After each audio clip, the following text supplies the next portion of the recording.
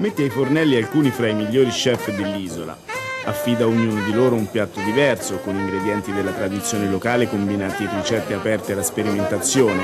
Crea così un menù ideale dove ad ogni pietanza si è accostato un particolare vino della Sardegna. Un esperimento, questo, tentato nei giorni scorsi a Milis, a margine della rassegna sui Novelli. È una crema di pecorino con sotto un'acqua di sedano e finocchietto selvatico e lo abbiniamo con delle scaglie di bottarga.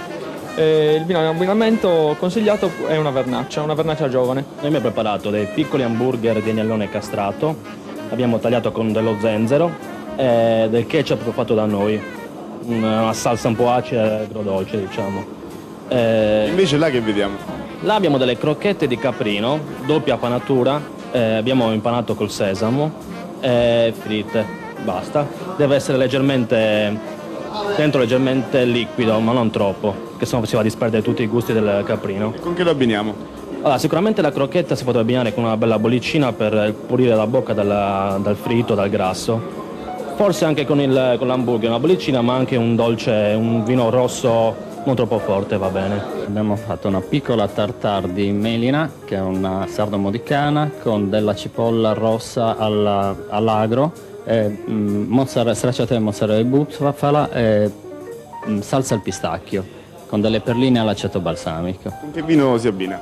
Un vermentino del consorzio. Io ho pensato di preparare un piatto che rispecchia un po' la tradizione milese dei ceci, no? È una saga che si fa qua per San Giuseppe. E ho pensato a una passatina di ceci con la fregola allo zafferano e un battuto di gamberi rossi a crudo, quello fumato alla vernaccia e del finocchietto selvatico. Abbiniamo un vino che produciamo qua vicino, è un Carmis, con un luvaggio in una percentuale di vermentino e vernaccia, vinificato in bianco. Cosa ci prepari e a che vino lo abbiniamo?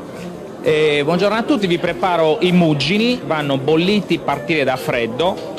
Acqua, 1 litro di acqua, 120 grammi di sale, alloro e qualche gambetto di finocchietto. Vanno fatti bollire molto molto lentamente, lasciati un po' nella sua acqua perché comunque il sale deve penetrare, poi li raffreddiamo bene, li spolpiamo, in questo caso li facciamo la polpa, la racchiudiamo in una terrina con un po' di gelatina, la facciamo raffreddare bene, poi viene affettata, servita con dei carciofi appena scottati, una salsa di finocchietti selvatici e delle cipolle rosse in agrodolce. Con che l'abbiniamo? L'abbiniamo con un vermentino di Sardegna.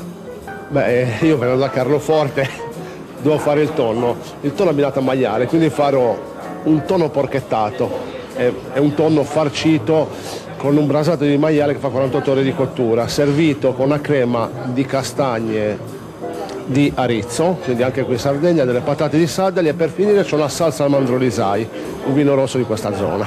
Mentre ci avviciniamo al tonno, così lo vediamo. Allora, qual è il vino perfetto da abbinare a questo piatto?